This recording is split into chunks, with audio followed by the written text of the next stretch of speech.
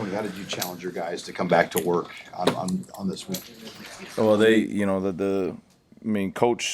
coach challenged them first, number one, and then number two, you could tell by the amount of guys who were around the building at last night and all that stuff that they weren't happy with it. You know what I mean? So they went out there and handled business, and it was really just seeing how they're taking ownership of it. You know what I mean? Like, just, hey, let me see how you guys want to handle this. So they went out there and competed, and it was good to watch them run around. What was the breakdown on the run play in overtime? Yeah. Just a missed assignment. It's funny. We the very first play of the game was the same defensive call, kind of similar run in there, and it goes for 2 yards or something like that. So we just have a mental breakdown. You know what I mean? And we got the ball viced inside. We don't have the ball viced outside, and it goes in there. So that should have been a 2 or 3 yard gain. It wasn't. So, again, you go back and look at it and taking ownership of it. Maybe I didn't show it to him enough, that exact run against that exact defense and stuff, but just a mental bust. And then the pass play, was that a mental bust? Yeah, that's 100% on me. The guys will tell you that's on them and all that stuff, but that's on me. They had a really good goal line scheme we didn't show them, where they run out to the line of scrimmage, and they had the big body, and then he was going back and forth between 75 and 94, and we didn't spot him, so didn't cover him on the 4th and 2. Should have been our ball. And then on the goal line, they ran up and they hid their wide receiver right up behind the center, and then they snuck him out there, and Giff saw him and he got picked. So again, good scheme by them. Did not show them all the trickery down there in the goal line. So when that stuff happens, the first person to blame is myself, for not showing them that exact look. But it's now how are we going to respond to those things, because you put it on tape, so now you're going to see that kind of stuff. So you can bet we're working on that stuff.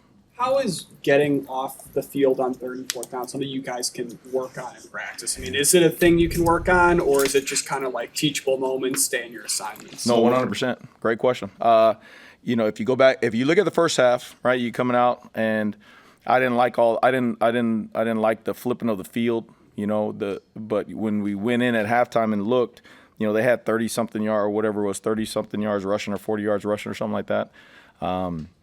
And so when you looked at it, they couldn't run the ball when we said, hey, we know you're running the ball. We're putting guys up in there. You can't run the ball. And what was happening, though, was the third downs. We weren't getting off the field on the third down. So the third down plan wasn't coordinated well enough by myself. With the rush and the back end, you saw some things where we were getting home, but the coverage wasn't in the right spot, and then vice versa.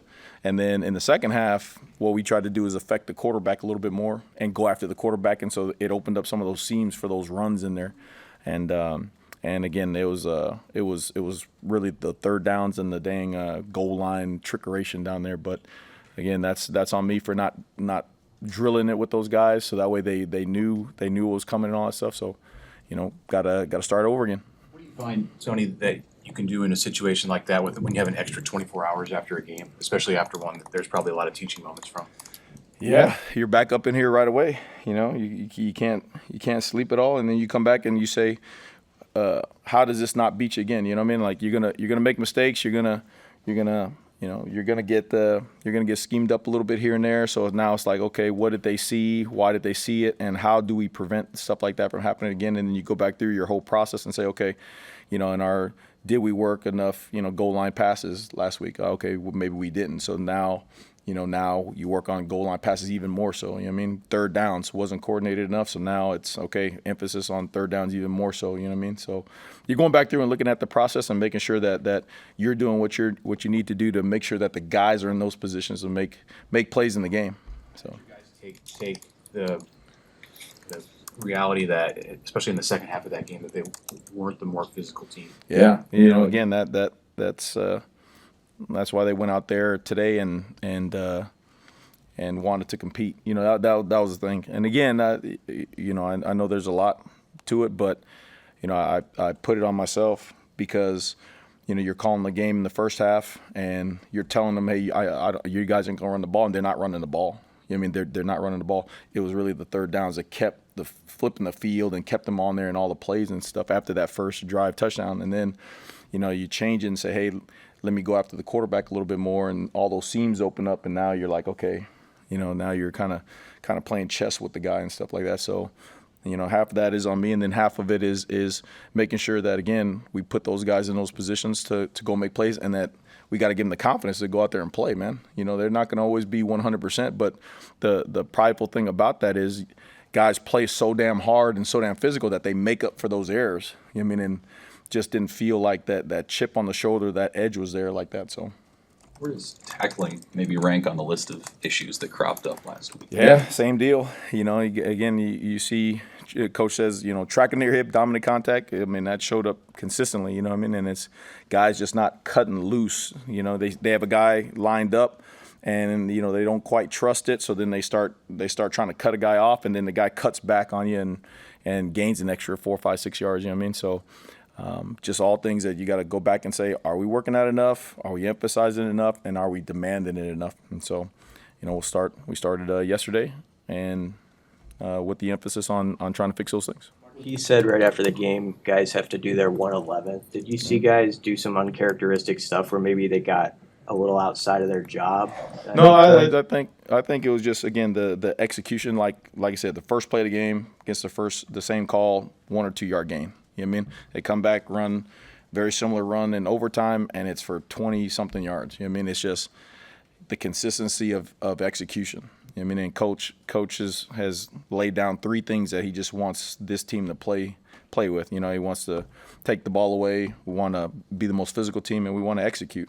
I mean, and so when you don't do 2 of those things, it's going to be hard to play good defensive football, especially with what the guys are doing on offense. We got the freshman QB over there balling his ass off. You know what I mean? You scored 24 points. You need to help his ass. You know what I mean? So that's on the defense. You got a sense of if Tommy can be available this weekend, but also Sire how he did in his place on Friday. Yeah. I mean, I give credit to Tommy. He's as tough as they come, because that happened. It happened, and we saw it, and he tried to tape it up, tried to put a foot insole, tried to change his shoes, whatever it was. Like, he did all these things and went out there, and you could see after the first series, like, okay, he's not right, but he didn't want to come out. And then you throw Sierra in there, and that's a great story of a guy preparing to play and getting his chance. And I thought he was probably one of the most competitive guys on the field that night, period. Like, he wanted it. He was up in guys' faces. He was excited. The third down, they called him for a PI, and it was like, hey, man, you gonna play like that? We'll take that stuff, man. You get up and challenge and compete. So it was good to see him do it. Now it's a new week. Got to start that whole process over, and we'll see where Tommy is. But it's good to know, some of those guys like Sierra, they're preparing to play like a starter. Does Riley Van Poppel factor into your lineup this week, or is he still on the 4-game path? No, I mean that's one up to coach, and then if he approaches us like that, to see where we're at with him. There's some guys getting some valuable snaps. When you're on the grass, you're a starter. It doesn't matter when you go out there, you're a starter, and so they're putting it on tape. So you're trying to evaluate the best combination of guys to go in there. So he hasn't said anything yet about Van Pop, but if he does, then we rock out with it. He's obviously substituted a lot up front, not just this year, but for 16 games. Mm-hmm. Does Illinois go in tempo and some of the things that they were able to do against your front with the doubles that they were using? Do you have to look at the way that you're subbing, or how many too many, too little? Like, how do you react to the way that the sub patterns worked against their offense? No, I think they were okay. That's funny that you say about the subs, because we're looking at the comparison between last year and this year, and if we're not subbing enough guys. If guys are playing too much, and you go back and look, and like last year you had, linebackers wise, you had Luke and you had Nick and you had all those guys and John. So guys were taking 30-ish reps, 35 reps, and then you go back and look now and they're taking 40, 50, 60 reps. You know what I mean? So it's a deal where you want to put guys in there have trained a la Sierra, who have prepared the right way and can go out there and perform. But also, you want to make sure you take snaps off of them early when you can, right? So that way, in critical moments, you got those guys as fresh as you can be. So we'll continue to look at that and stuff. But I don't think that was a problem as much on base D&D as maybe it was on third down. Make sure those guys are in there. At all, back out there for anything practice? No, he's out there. I mean, he's out. He's doing everything like it. But we'll see if he's going to go or not. That's a delicate matter right there. So it's a matter if the doc gives you a thumbs up or a thumbs down. What's the key to stopping Purdue's run offense, and how crucial will that be Saturday? They're really good. I mean, their backs are really good.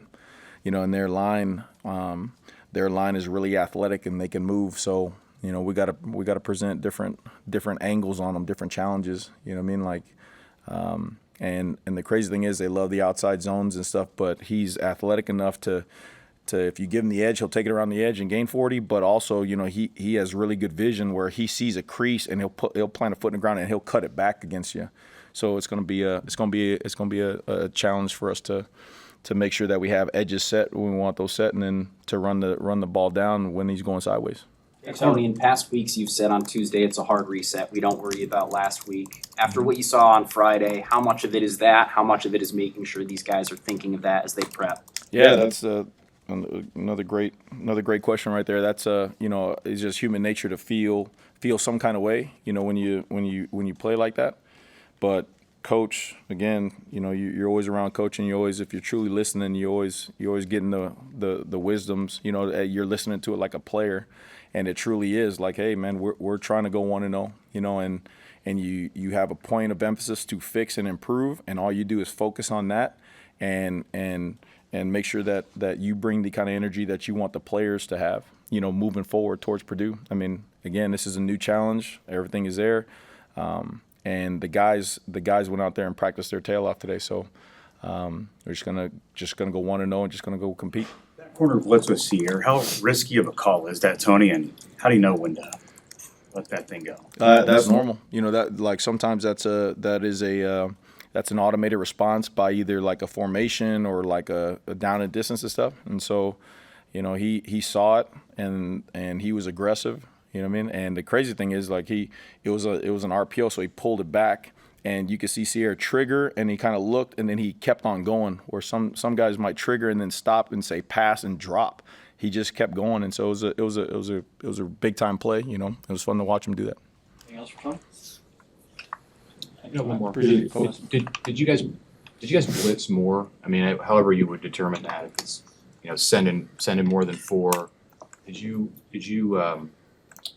how did that look from your perspective as far as the amount of frequency that you were dialing that up against in that game? Yeah, I mean, you knew they were going to run the ball. So again, the first plan is to go out there and make sure they knew that they can't run the ball on you. And so when at the spots we felt like, hey, they're running the ball, we were mixing up the looks and bringing extra guys and stuff. And again, they got whatever it was, 40 yards at the half or something like that. And then just went away from that to try to affect the quarterback a little bit more and get in the rhythm for third downs a little bit more. And like I said, a couple of those runs slice up in there, and then had some MAs and all that stuff. So definitely started mixing it up a little bit more. Thank you, guys.